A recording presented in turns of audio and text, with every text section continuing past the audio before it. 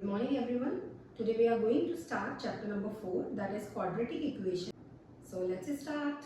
Quadratic equation अगर आपको याद हो तो हम पहले भी इसके बारे में पढ़ चुके हैं. हाँ, जैसे chapter number 4 quadratic equation. Okay, अब क्वाड्रेटिक इक्वेशंस एक्चुअली में डिग्री पे डिपेंड करती है. हमने पढ़ा हुआ है कि अगर 1 डिग्री की इक्वेशन होगी तो हम उसको लीनियर इक्वेशन कहेंगे. अगर डिग्री 2 होगी तो हम उसको क्वाड्रेटिक इक्वेशन कहेंगे, और अगर डिग्री 3 होगी तो क्यूबिक. अब यहाँ पर जो ये हम इक्वेशन की बात करने वाले हैं, ऑब्वियसली उसकी डिग्री क्या रहने वाली है? 2. ये इक्वेशन का जनरल फॉर्म ऐसा होगा जैसा आपने बोला. इसका जनरल फॉर्म होगा a x square plus b x plus c. Okay, ये इसका होगा जनरल फॉर्म.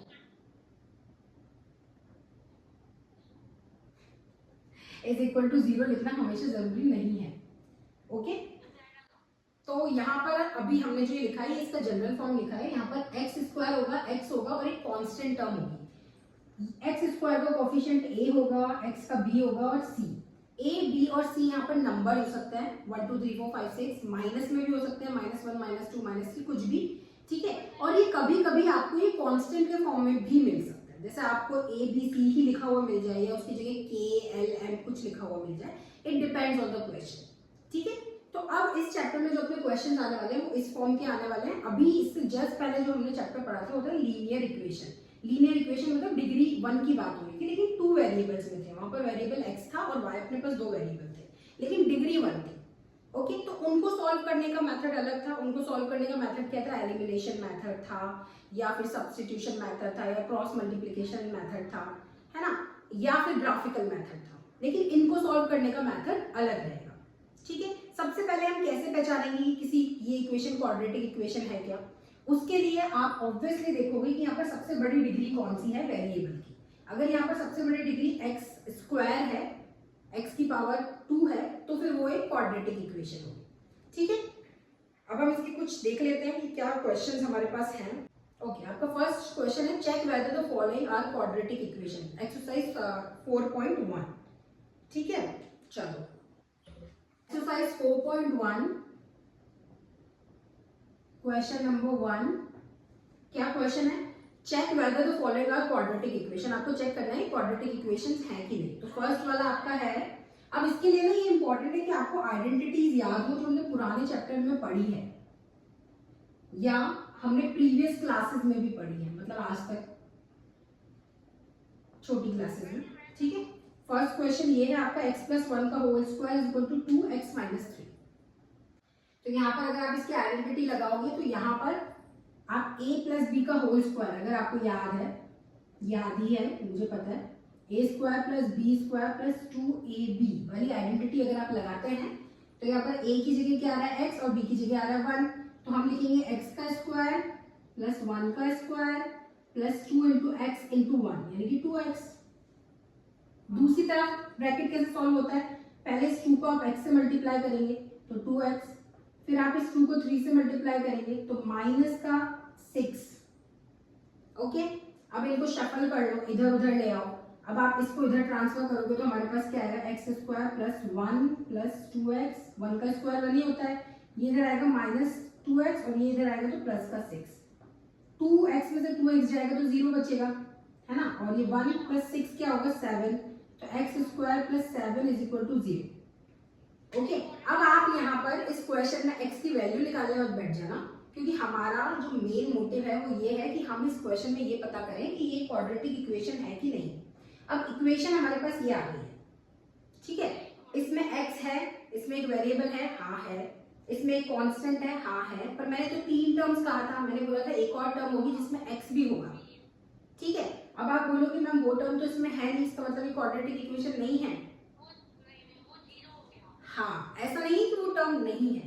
एक्चुअली इस टर्म में क्या हुआ, उसका जो कोफिशिएंट है ना वो 0 हो गया. जैसे कि x² + x + 7 = 0. अब इस x का जो कोफिशिएंट था वो 0 हो गया, तो इसलिए ये पूरी टर्म अपन को दिख नहीं रही है. ठीक है, ये हाइड हो गई है हमारे लिए. लेकिन अगर हम इस इक्वेशन को देखें तो इसमें वेरिएबल है, हाँ, उसकी हाईएस्ट पावर क्या है 2, यानी कि ये क्वाड्रेटिक इक्वेशन है। ठीक है, तो हम लिख देंगे it is a quadratic equation.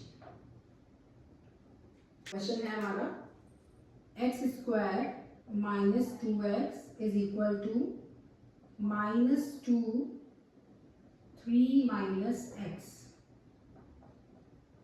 X square minus 2x is equal to, इसको अपन ने सॉल्व किया तो -6 आया, अंदर मल्टीप्लाई करोगे तो एक बार इससे मल्टीप्लाई किया तो 6 आया माइनस का, फिर इसको इससे मल्टीप्लाई किया तो क्या आया प्लस का 2x।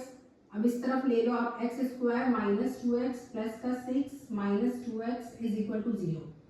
तो इस बार कुछ कटेगा नहीं, एक्स स्क्वायर माइनस माइनस हो जाएगा plus 4x plus 6 is equal to 0। तो हाँ, इस बार तो हमारे पास तीनों टर्म्स है और पावर भी जो हाईएस्ट पावर है 2 है, तो yes it is a quadratic equation. अब मैं इसे बार बार नहीं लिखूंगी, ठीक है, एक बार मैंने लिख दिया, अब आगे मैं सिर्फ यस या नो लिखूंगी। ठीक है,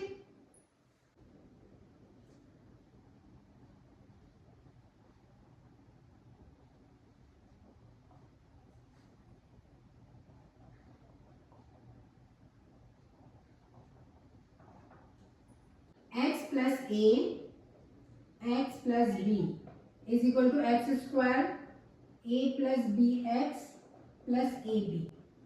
यहाँ पर x है, यहाँ पर भी x है, एक जगह -2 है, एक जगह +2 है। ओके, अब देखो कैसे यूज होगी, मैं दोनों तरह से बता देती हूँ। लेफ्ट साइड पे अपन इसको यूज करते हैं, राइट साइड को नॉर्मली सॉल्व कर लेंगे। राइट साइड पे भी आइडेंटिटी लग सकती है, पर अपन एक तरफ लगाते हैं और एक तरफ नॉर्मली सॉल्व करते हैं। ठीक है, अब यहाँ पर देखो पहला आ जाएगा एक्स का स्क्वायर प्लस ए और बी। यहाँ पर ए की जगह कौन है -2, बी की जगह +1, बाहर x प्लस ए इंटू बी यानी कि -2 इंटू 1। तो हमारा आंसर क्या हो जाएगा x square minus x minus 2, यही आया था आपका। ठीक है, अब दूसरी तरफ नॉर्मली सॉल्व कर लेते हैं। वो कैसे सॉल्व करते हैं अपन, x पहले इस पूरे x को इस पूरे ब्रैकेट से मल्टीप्लाई करेंगे तो एक्स स्क्वायर प्लस 3x, अब -1 को पूरे से मल्टीप्लाई करेंगे तो हो जाएगा माइनस का x और माइनस का 3। ठीक है, इसको और सॉल्व कर लोगे तो हो जाएगा एक्स स्क्वायर और ये हो जाएगा प्लस का 2x माइनस 3। अब देखो एक सिंपल सी बात, मैं यहाँ से एक्स स्क्वायर काट सकती हूँ क्या? हाँ, मैं एक्स स्क्वायर से एक्स स्क्वायर काट सकती हूँ। यहाँ काटने का मतलब ये है कि जब मैंने उसको इस तरफ ट्रांसफर किया तो माइनस का हो गया, तो एक्स स्क्वायर में से एक्स स्क्वायर जाएगा तो 0 आएगा, इसलिए हमने उसको कट कर दिया। ठीक है, अब हमारे पास कौन बचे, हमारे पास बचे माइनस का x माइनस का 2 माइनस का 2x और प्लस का 3। अब इनको सॉल्व कर लो तो ये हो जाएगा -3x और +1। अब ज्यादा सॉल्व ना करें, बस इतना ही छोड़ देते हैं। हमें इतने से तो ये बात तो पता चल गई कि ये एक क्वाड्रेटिक इक्वेशन नहीं है ना, क्योंकि इसमें जो वेरिएबल है उसकी हाईएस्ट पावर 1 है, तो ये क्वाड्रेटिक इक्वेशन नहीं है। No, it is not a quadratic equation.